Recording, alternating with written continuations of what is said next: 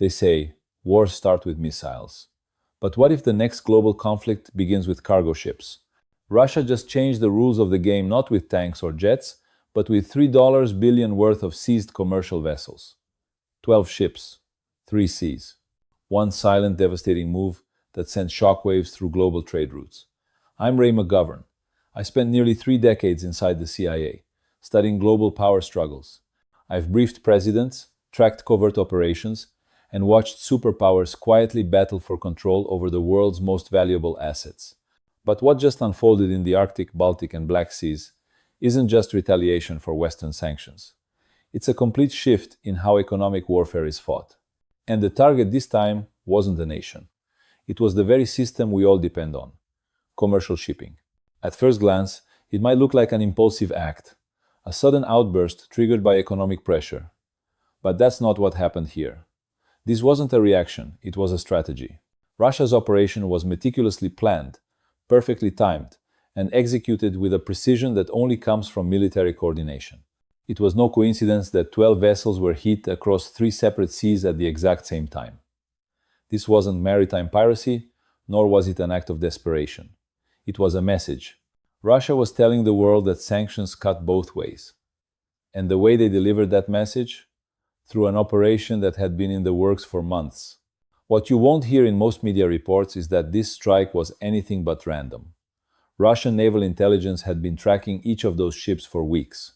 They knew every detail: cargo types, shipping routes, insurance providers, and even the web of corporate entities that technically owned them. This was not a spontaneous seizure. It was deliberate, precise, and devastating. A new kind of warfare, economic, silent, and without a single shot fired. The West didn't just get outmaneuvered. It walked straight into the trap. To grasp how significant this is, we need to step back and understand the rules Russia just broke and rewrote. For decades, commercial vessels were considered untouchable. Even during wartime, merchant ships, unless clearly carrying military aid, were allowed to move freely through international waters. That unspoken agreement is what kept global trade flowing, even in tense times. But the moment Western countries began freezing Russian assets and blocking Russian ships, that old agreement crumbled. Russia responded by doing the same and then going further. What they did in these 3 seas wasn't technically illegal. It was something far more dangerous. It was legal under a new rule book that they are now writing in real time. The operation began at precisely 3 a.m. Moscow time. Russian naval units launched simultaneous actions in 3 regions. In the Baltic Sea, 2 commercial vessels were intercepted near Kaliningrad. In the Black Sea, 4 more were taken near Crimea. And in the Arctic, 6 ships were boarded along the Northern Sea route. Not a single warning was issued. Not a single country was notified. Just like that, 12 ships gone. $3 billion in cargo, rerouted or seized. All of it perfectly timed. But here's where Russia's strategy really shows. They didn't just grab random ships. They waited until those vessels were at their most valuable. Full oil tankers, container ships brimming with European goods, LNG carriers en route to energy-hungry Western markets. Russia didn't just seize hardware, they seized influence. Each of those ships now represents layers of economic fallout. Insurance claims in the millions. Deliveries delayed by weeks or months. Legal disputes that will drag on for years. And the ripple effect? Insurance premiums across the entire shipping industry are skyrocketing. Companies are scrambling to reroute, and global trade just got a lot more expensive and risky. But economic disruption is only the surface. What lies underneath is a far more dangerous reality, one that should have every policymaker in the West losing sleep. This wasn't about money, it was about control. Russia just demonstrated total command over 3 critical maritime regions, places the West either can't reach or dares not contest. In the Arctic, those seizures happened along the Northern Sea route waters that Russia claims as its own, a claim the West disputes but has no way to enforce. With Russian nuclear icebreakers and naval bases in the region, that route is effectively under Moscow's control. In the Black Sea, the operation occurred near Crimea, which has been turned into a fortress. No Western vessel can enter those waters without Russian permission, and NATO knows it. That's why no one responded. And in the Baltic, where the move was most provocative, Russia was careful. They struck just outside the radius where NATO would be forced to respond militarily. It was bold, it was precise. And under this new global order, it was technically legal. But the most chilling part? Russia used Western legal logic to justify every move. Remember when Western governments started seizing Russian oligarch yachts? The rationale was simple. If someone is linked to a sanctioned regime, their property is fair game. Russia took that exact argument and flipped it. These weren't just ships, they were owned by companies in countries supporting Ukraine. That made them legitimate targets. Under the same rules the West wrote. When NATO froze Russian assets, it claimed it was justified by economic aggression. Russia adopted the same language. When the EU blocked Russian vessels from ports, it set a precedent. Russia simply made that precedent mutual. Every legal step Russia has taken has been a mirror. They're not inventing new laws. They're holding up the West laws and asking, why shouldn't we do the same? And that's what makes this so unsettling. Once you accept that commercial vessels can be targeted in an economic conflict, you can't undo it. That line has been crossed. The insurance industry understands this already. Lloyd's of London has suspended coverage for any ship passing through Russian-controlled waters without explicit clearance. Rates for the Arctic, Baltic, and Black Sea have tripled. Some shipping companies are abandoning those routes altogether, adding days or weeks to transport timelines and millions to operating costs. A fragile global supply chain, already weakened by a pandemic and canal blockages, is now undergoing a permanent transformation. This wasn't a message, it was a blueprint. And here's where the real danger unfolds. The ripple effects of this operation aren't just economic, they're geopolitical. Russia didn't just hit the West in the pocketbook. They rewrote the entire rule book of international conflict, and they did it in a way that every sanctioned country on earth is now watching very closely. Because what Russia pulled off wasn't an isolated move, it was a demonstration. A masterclass in turning the West's own tactics against it. Countries like China, Iran, North Korea, and Venezuela have all been studying the effectiveness of Western sanctions for years. They've seen their own economies squeezed, their trade routes monitored, their access to financial systems throttled. But now they've seen something else. That sanctions can be answered not with counter-sanctions, but with something far more potent: control over maritime trade. Look at the South China Sea. China already asserts sweeping claims over these waters, claims the West disputes, but hasn't been able to stop. If China were to apply Russia's new maritime playbook, they could begin intercepting ships that violate what they see as their territorial boundaries, using the same legal arguments the West used against Russia. The Strait of Hormuz? Iran could decide that tankers passing through without permission are fair game, especially if they're flagged to nations enforcing sanctions against Iran. It's no longer about firing missiles or blockading ports. It's about identifying the legal gray areas created by Western sanctions and weaponizing them with plausible deniability. Russia just proved that it works. And this is where the brilliance of Russia's timing becomes undeniable. They didn't act at random. They waited for a moment of maximum Western vulnerability. It's winter. European energy demand is at its peak. Natural gas supplies are critical. Oil prices are volatile. The shipping industry is still trying to recover from COVID-era delays and the cascading effects of the Suez Canal blockage. On top of that, Western navies are spread thin, juggling commitments in Ukraine, rising tensions in the Indo-Pacific, and unresolved crises in the Middle East. Every naval asset that could have responded to this operation was already tied up elsewhere. Russia struck when the West could least afford to respond, and when its commercial lifelines were stretched to the breaking point. What makes this even more concerning is how it plays into broader strategic doctrine. Russian military leadership has spent the last 2 decades studying Western interventions in Iraq, in Libya, and Syria, and what did they learn? That direct confrontation with a superior military is foolish. Instead, target the soft underbelly. Don't attack strength, attack reliance. In this case, the West's reliance on uninterrupted global trade. The brilliance of Russia's move lies in how it flips the traditional logic of power. Instead of matching naval strength ship for ship, Russia targeted the nodes of global commerce, the arteries that keep Western economies alive. This is asymmetric warfare at a state level, and it's being carried out with tools the West thought it owned exclusively: insurance, legal precedent, and international norms. The $3 billion figure isn't just about sunk costs, it's about proof of concept. Russia showed that with careful coordination, It can paralyze key maritime regions and inflict massive economic consequences without a single missile being fired.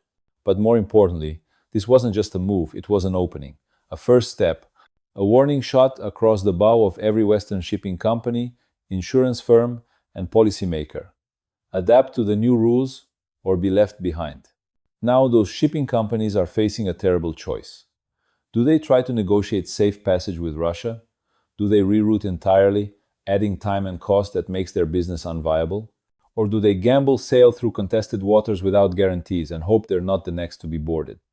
Each choice comes with consequences. The Northern Sea route, controlled by Russia, is the shortest path between Europe and Asia. The Black Sea is a lifeline for Middle Eastern and Central Asian exports. The Baltic is essential for trade out of Scandinavia. If shipping companies avoid these areas, the world loses access to the most efficient and cost-effective maritime corridors. And if they try to push through anyway, they do so under constant risk. And here's where the power dynamic becomes unmistakable. Russia now dictates who can use these routes and at what cost. Insurers are adjusting to this new reality rapidly. Coverage is no longer a given. Without Russian approval, direct or indirect, policies are being cancelled or denied outright. In practice, this means Western vessels must now pay for passage either in money, legal compliance, or political concessions. This is the modern form of tribute. It's the same strategy medieval empires used to secure trade routes, except now it's enforced by hypersonic missiles and nuclear submarines.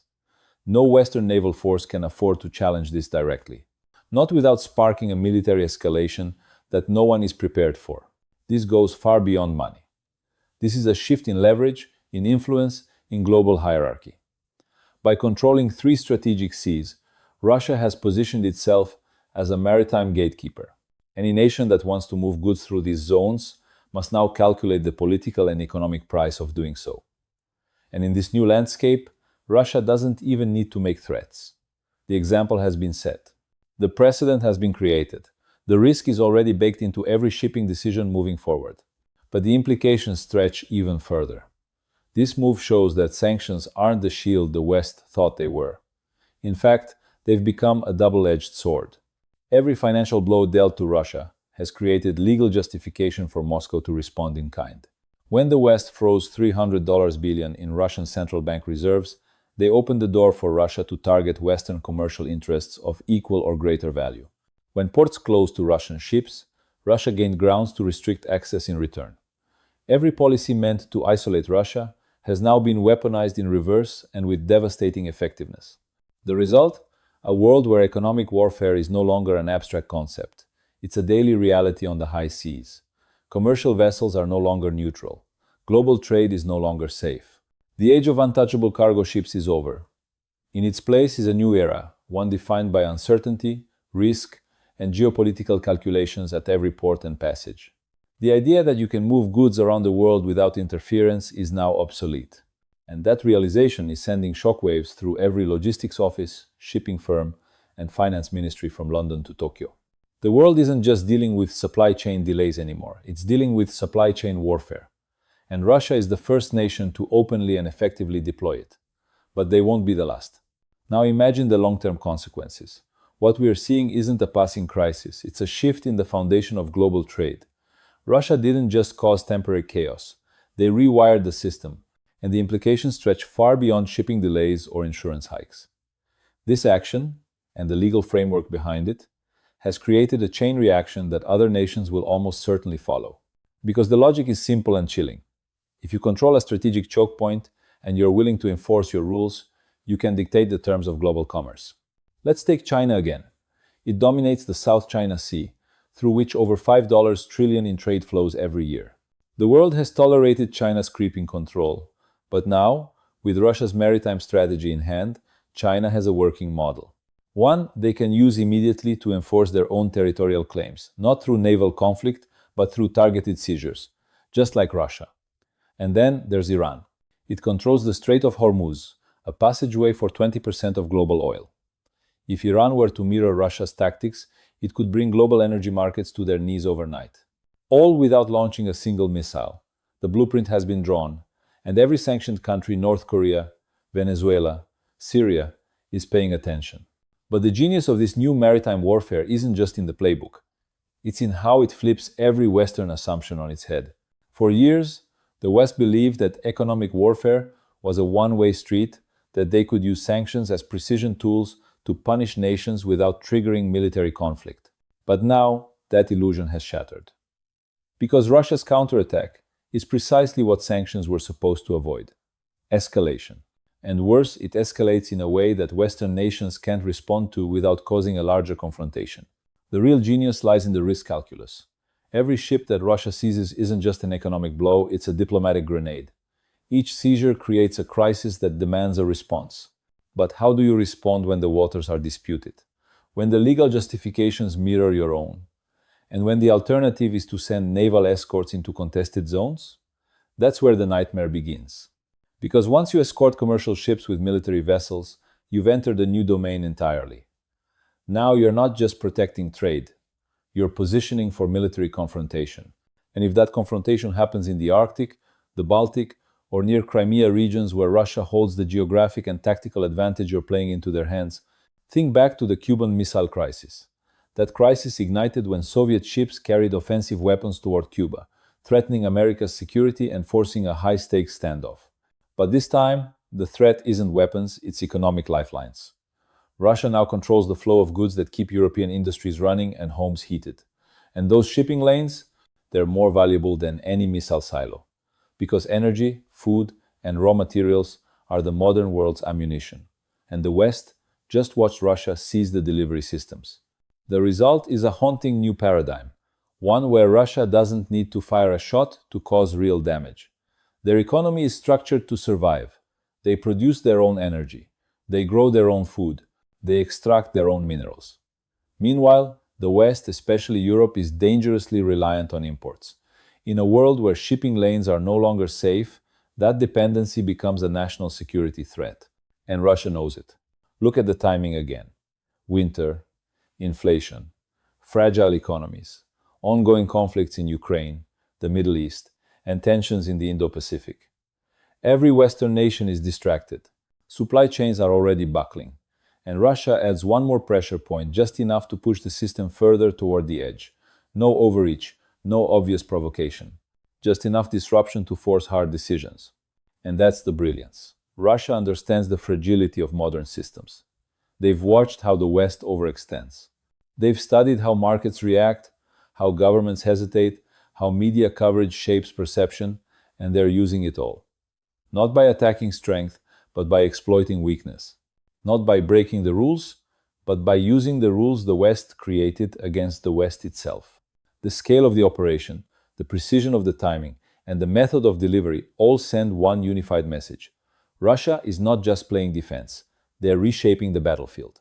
They've taken the West's most sophisticated weapon economic leverage and turned it into a boomerang. One that hits supply chains, insurance systems, legal frameworks, and trade routes simultaneously. And it's working. Already, global shipping companies are re-evaluating their routes. Insurance underwriters are updating risk models. Logistics firms are calculating new delivery timelines. Governments are scrambling to figure out how to maintain access to critical goods. And this isn't about a temporary spike in shipping costs. It's about a permanent restructuring of global commerce away from efficiency and toward security. Because once the rules change, they don't revert. No insurer will forget that ships were seized without warning. No logistics firm will erase the delays caused by a legal vacuum. No government will pretend that maritime law still guarantees safe passage. That illusion is gone. And the new reality? It's a chessboard where the pieces aren't military battalions, but shipping lanes, insurance contracts, and energy flows. The rules of war are evolving, and Russia just proved they're not waiting for the West to catch up. The aftermath of Russia's maritime move is just beginning to take shape, but already it's revealing fractures in the Western alliance that have been quietly forming beneath the surface. While Washington can afford to view this crisis from a distance protected by geography and a more self-sustaining economy, Europe doesn't have that luxury. European industries are built on a delicate balance of imports: energy, raw materials, components, even food. And now that balance is being disrupted by a country that controls the routes those imports depend on.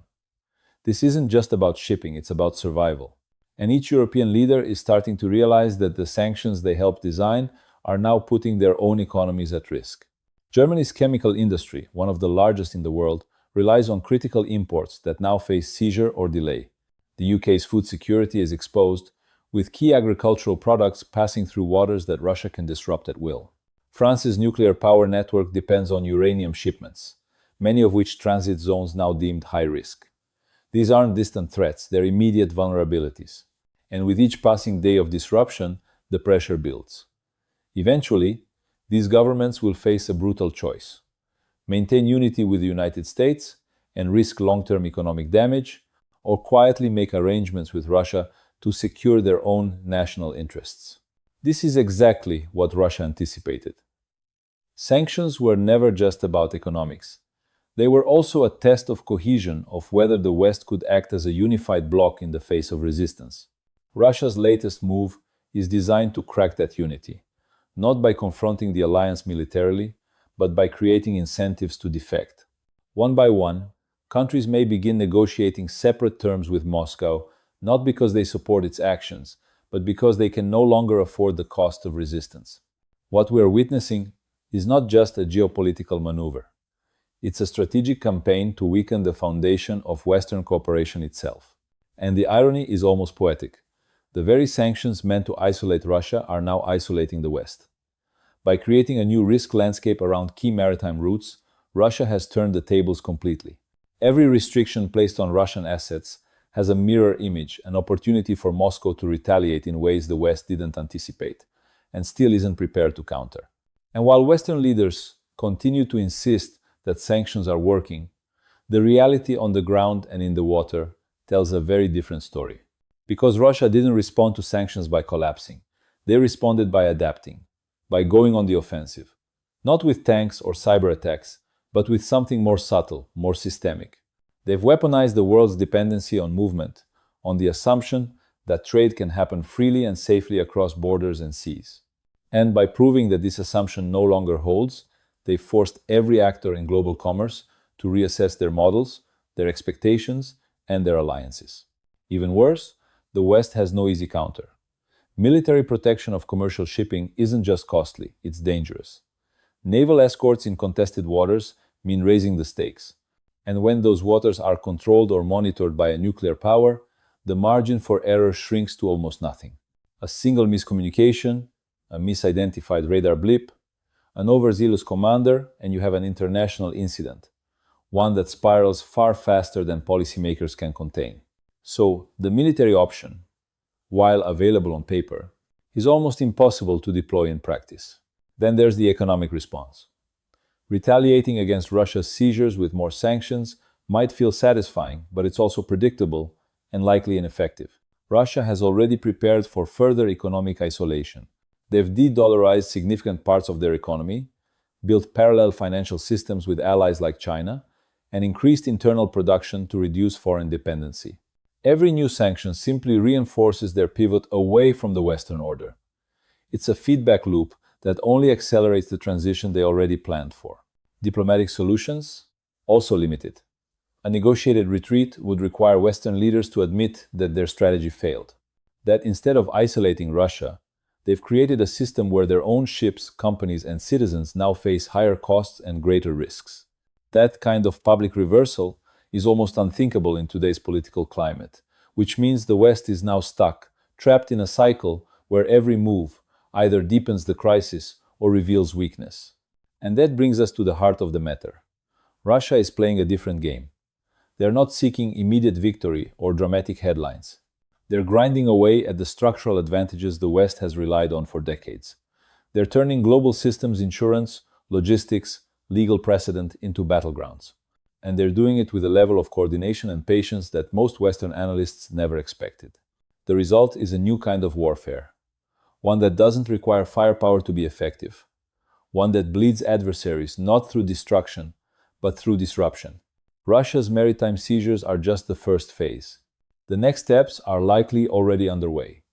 Tighter control of port access, expanded targeting criteria for future seizures, selective disruptions designed to pressure specific industries or nations. And all of it wrapped in the same legal logic that Western nations pioneered: This is what makes the situation so volatile.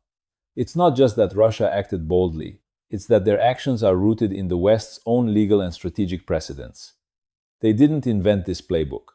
They studied it, adopted it, and now they're executing it with ruthless consistency. And unless something changes, they'll keep doing it. Because from their perspective, it's working. And from the outside, it's becoming harder and harder to argue otherwise. This entire strategy, the seizures, the timing, the legal mirroring, isn't just about retaliation. It's about shaping a new reality. Russia isn't waiting for a seat at the global table. They're flipping the table over and building a new one on their own terms. And the West? It's still trying to figure out what just happened. The most dangerous part of all this isn't the billions lost in shipping, or the lawsuits piling up in courts, or even the insurance markets in freefall. It's the fact that this shift cannot be reversed. Once the idea takes hold that commercial shipping is no longer protected, it doesn't go away. It becomes embedded. Every ship that leaves port now carries not just cargo but risk. And this new era of contested trade routes changes everything. Maritime insurance, once a behind-the-scenes function of global commerce, is now a frontline defense. And it's crumbling. Premiums have soared to unaffordable levels. Some underwriters are exiting the market entirely. Others are demanding Russian clearance before they'll insure anything that crosses through Arctic, Baltic, or Black Sea lanes. And shipping companies? They're scrambling. Routes are being replanned. Delivery schedules rewritten. Costs passed on to consumers. Delays stretching from days to weeks. This isn't some temporary crisis. It's a foundational reshaping of global trade. And it's happening fast. But even that's not the end of it. Because now, other nations are watching, and not just the ones already under sanctions. Strategic rivals, emerging powers, even neutral players. They're all re-evaluating the power of economic choke points. The logic is undeniable. Why spend billions on aircraft carriers when you can gain more leverage by controlling a shipping lane? Why engage in direct conflict when you can achieve your goals by rewriting the rules of access and legality? Russia just showed that you don't need to win on the battlefield to change the game. You just need to make the cost of opposition too high to bear. China, for instance, has the capability to take this exact strategy and apply it to the South China Sea, a region it already dominates militarily and claims legally, despite international opposition. If Beijing begins to enforce selective passage based on political alignment, it could reroute trillions in trade and fracture Western access to Asian markets overnight.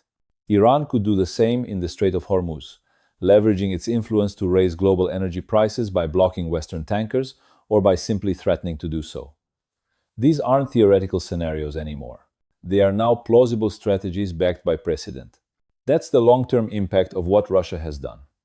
They didn't just respond to sanctions, they built a roadmap for circumventing them. They exposed the West's reliance on systems that assume neutrality, safety, and global consensus systems that no longer exist.